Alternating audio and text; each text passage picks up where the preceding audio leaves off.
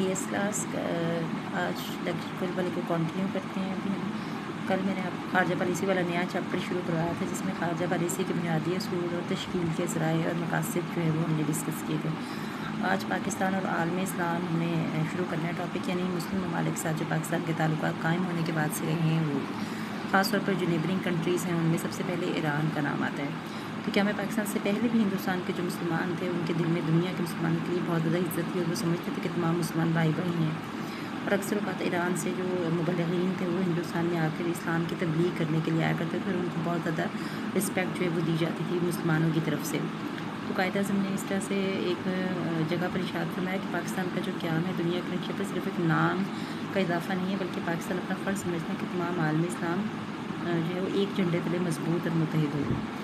پاکستان جو ہے وہ اس کا بننے کا قیام کا مقصد یہی تھا. اس میں قیام کے ساتھ ہی عزم کا اظہار کیا گیا تھا کہ پاکستان اسلامی ممالک سے خاص طور پر برادرانہ تعلقات جو ہے وہ قائم رکھے گا اور کسی دشمن کے بہکاوے میں نہیں آئے گا. لیکن پھر بھی کچھ جو مسلم کنٹریز ہیں انہوں نے اس طرح سے پاکستان کے خلوص کو انڈرسٹینڈ نہیں کیا اور غیروں کے بہکاوے میں آ کر کافی سرد مہری کا ثبوت دیا اور وقتاً فوقتاً تعلقات میں دراڑ جو ہے وہ آتا رہا. پاکستان اور ایران، سب سے پہلے ہم نے ایران کے ساتھ تعلقات کو دیکھا ہے. تو ایران پاکستان کا ہمسایہ برادر ملک بھی ہے، ہمسایہ بھی ہے، مسلم کنٹری بھی ہے. اور یہاں پر سے یہاں کی جو سرکاری زبان ہے وہ فارسی تھی اور ابتدائی دور میں کافی سینکڑوں کی تعداد میں مبلغین آتے تھے اور ہندوستان میں آ کے تبلیغ اسلام کا فریضہ سر انجام دیتے تھے. ایران پہلا ملک ہے جس نے پاکستان کے قیام کے ساتھ ہی جو ہے وہ اس کو تسلیم کر لیا تھا. ہندوستان سے آنے والے مہاجرین کی آباد کاری، جو پاکستان میں آباد ہونے کے لیے ہندوستان سے مہاجرین آئے تو ان کو آباد کرنے کے لیے بھی ایران نے اپنے تعاون کا یقین دلایا اور تعاون کیا. ایران نے پاکستان کے فوراً بعد جو ایران کو ملنے تھے طیارے، برطانیہ میں تیار ہونے والے طیارے جو تھے لڑاکا طیارے، وہ انہوں نے خود نہیں رکھے بلکہ انہوں نے وہ پہلے پاکستان میں گئی تھی اور بعد میں جب پاکستان کی باری آئی تو انہوں نے پاکستان کی باری والے جو بعد والے تھے جنگی طیارے، وہ لڑاکا طیارے، وہ انہوں نے پھر لیے. 1965 اور 1971 کی جو دو بڑی جنگیں تھیں جو پاکستان کی بھارت کے خلاف تھیں، اس میں بھی سفارتی سطح پر ایران نے بھارت کو جارحی قرار دیا اور ان کے اگینسٹ جو ہے وہ مہم چلائی. بدقسمتی سے بھی افغانستان نے پاکستان سے تعلقات کو بہتر بنانے کی کوشش نہیں کی. شروع سے ہی تعلقات کشیدہ ہے. اب تو کچھ بہتری ہے لیکن شروع میں تعلقات جو تھے وہ بہتر نہیں ہوئے افغانستان کے ساتھ.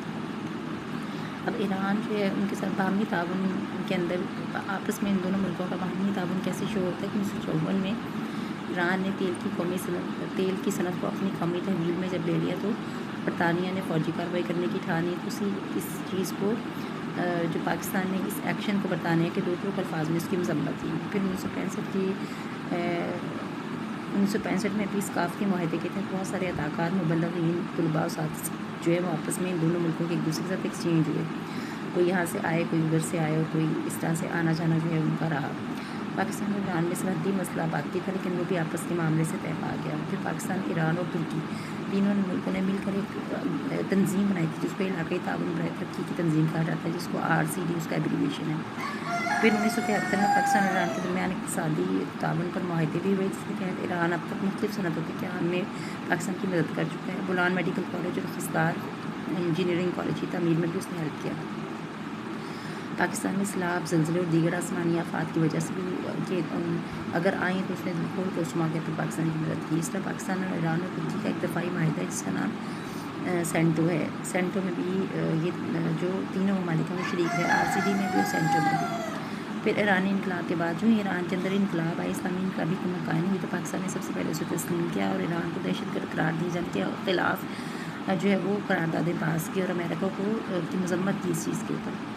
اور ایران عراق جنگ میں پاکستان نے مصالحت کی کوشش کی دونوں کو آپس میں دونوں میں صلح کرانے کی.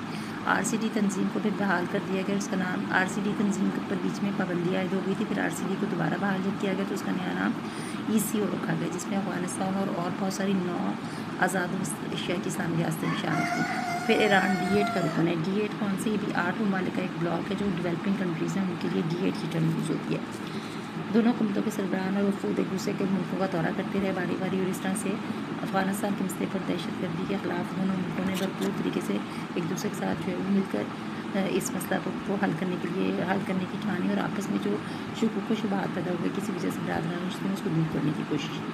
پھر افغانستان پاکستان کے وقت سے ہی اس کا نیبرنگ کنٹری ہے پاکستان کا، لیکن دونوں میں شروع میں ہی تعلقات کشیدہ رہے. آج کل تو کچھ بہتری ہے لیکن شروع میں جب پاکستان قائم ہوا تو سب سے پہلے مخالفت افغانستان نے کی پاکستان کے قیام کیا۔ پاکستان الزام لگا کہ پاکستان کے اندر افغانستان کے علاقے شامل کر دیے گئے اور پھر ڈیورنٹ لائن ایک جو سرحد ہے افغانستان اور پاکستان کے درمیان 1893 میں اس کا اثر نو تعین کرنے کا انہوں نے مطالبہ کیا۔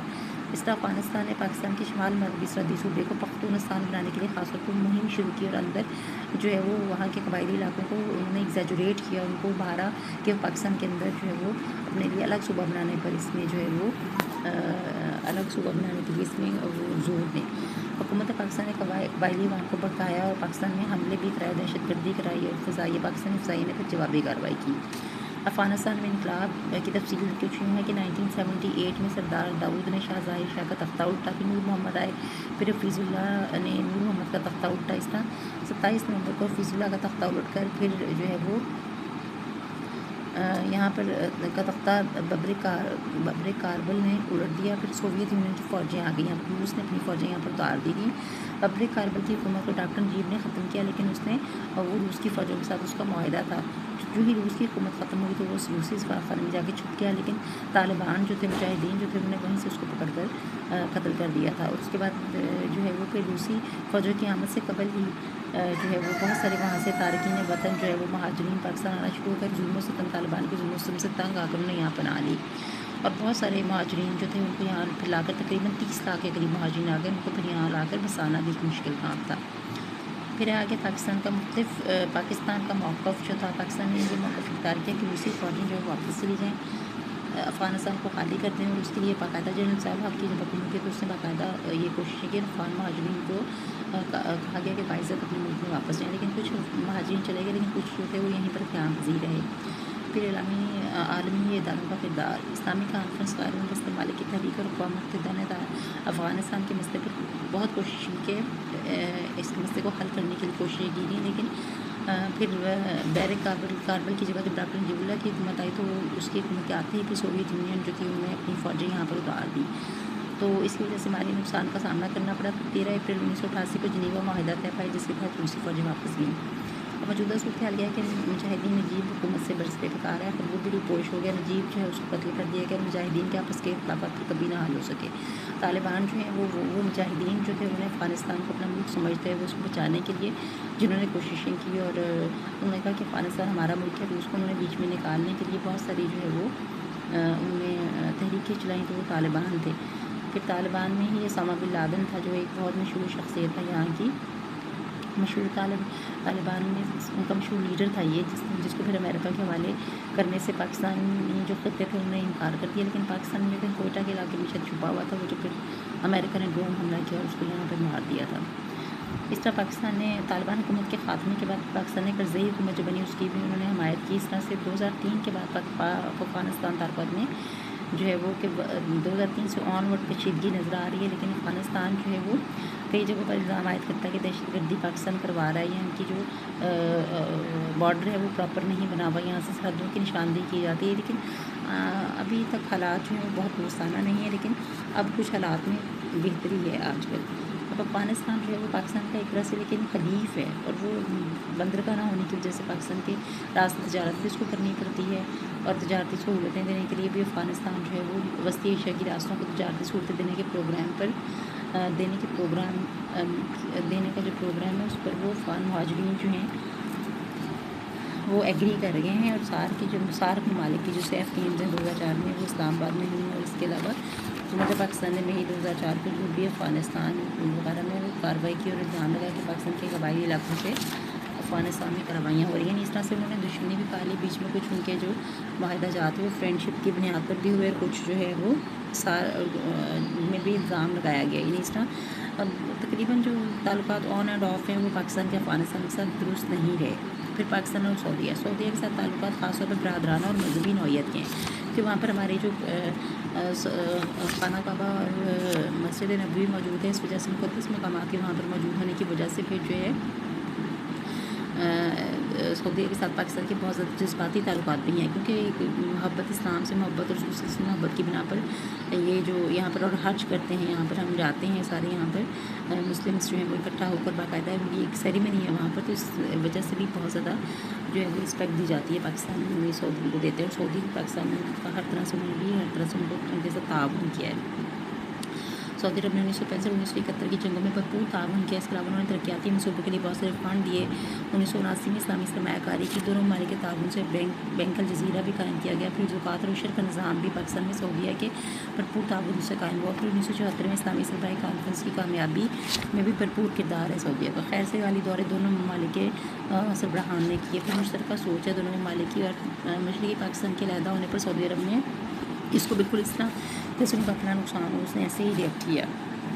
एटमी तवानाई के पुरअमन इस्तेमाल पर गौर व फिक्र हुआ। इस्लामी कॉन्फ्रेंस जो है उसमें अफ़गानिस्तान की हालिया इक़्तिदार की जो कशमकश है उसको मद्देनज़र रखते हुए सऊदीया ने अपने नुमाइंदे पाकिस्तान में भेजे ताकि मुजाहिदीन में तस्वीर कराए। अफ़गानिस्तान के साथ शुरू से ही सऊदीया चाहता था कि पाकिस्तान के साथ उसके ताल्लुकात बहाल हों, लेकिन ऐसा हो ना पाया। पाकिस्तान का ताउन, पाकिस्तान ने सऊदी अरब में मुसल्लह अफ़वाज को तरबियत देने के लिए सहूलतें फ़राहम की। मेडिकल और इंजीनियरिंग की तालीम जो है वहाँ पर उसके लिए बाकायदा सऊदी तलबा पाकिस्तान आते रहे। अब सऊदीया में भी आजकल यूनिवर्सिटीज़ कायम हो गई, लेकिन वहाँ पर ज़्यादातर जो है वो लोग ड्राइवरी का जो फ़रीज़ा है वो सर अंजाम देते थे। टैक्सी चलाते थे ज़्यादातर लोग, और बाकी जो फोर्सेस हैं उनके पास पर्सोनल्स वो नहीं थे। डिफरेंट शोबों में फिर पाकिस्तान ने उनकी इस तरह से हेल्प की। मौजूदा हालात में पाकिस्तान और सऊदी अरब की मुश्तरका सोच आलमी इस्लाम के मसाइल के हल के सिलसिले में दोनों ममालिक की सोच इकट्ठी रही, एक जैसी रही है। मसला फ़लस्तीन के हल के लिए भी वली शहज़ादा और अब्दुल्ला के दरमियान अमन फार्मूला तय हुआ। सऊदी अरब और दीगर इस्लामी ममालिक की तरह पाकिस्तान ने भी इराक़ पर अक़वाम मुत्तहिदा की मंजूरी के बगैर हमला पर अफसोस का इज़हार किया। इस तरह दोनों ममालिक की मुख्तलिफ जो ओपिनियंस हैं उनके दोनों के जो पॉइंट ऑफ व्यू था वो तकरीबन सिमिलर रहा। वहाँ के पाकिस्तान और सऊदी अरब दोनों जो है वो इराक़ में वहाँ के अवाम की नुमाइंदा हुकूमत कायम करने के लिए के ख्वाहां रहे और गैर मुल्की फ़र्दों की वापसी का ख्वाहां रहे। और पाकिस्तान और सऊदी अरब दोनों दहशतगर्दी के ख़िलाफ़ हैं। और पाकिस्तान ने सऊदी अरब में 2004 में होने वाली दहशतगर्दी के वाक़े पर तशवीश का इज़हार किया।